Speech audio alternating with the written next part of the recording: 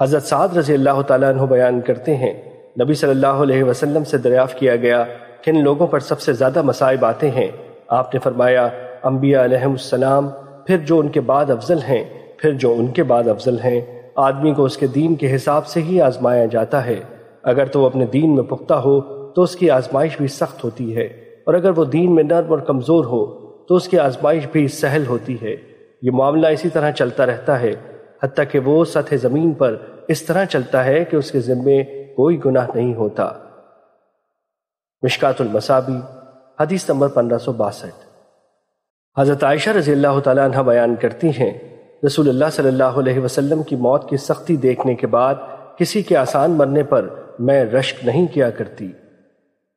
مشکات المصابی، حدیث نمبر 1563۔ حضرت عائشہ رضی اللہ تعالیٰ عنہ بیان کرتی ہیں، میں نے نبی صلی اللہ علیہ وسلم کو نزع کے عالم میں دیکھا۔ آپ کے پاس پانی کا ایک پیالہ تھا، آپ اپنا ہاتھ پیالے میں ڈالتے، پھر اپنے چہرے پر ہاتھ پھیرتے اور فرماتے، اے اللہ، موت کی ناگواریوں اور موت کی بے ہوشیوں پر میری مدد فرما۔ مشکات المصابی، حدیث نمبر 1564۔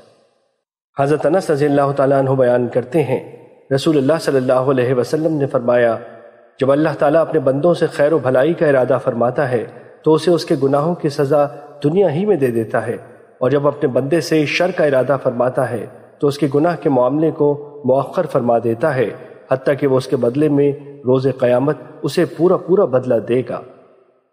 مشکات المصابی، حدیث نمبر 1565۔ حضرت انس رضی اللہ تعالیٰ عنہ بیان کرتے ہیں، رسول اللہ صلی اللہ علیہ وسلم نے فرمایا، بے شک بڑی جزا بڑی آزمائش کے ساتھ ہے، کیونکہ اللہ عز و جل جب کسی قوم سے محبت کرتا ہے تو وہ انہیں آزماتا ہے۔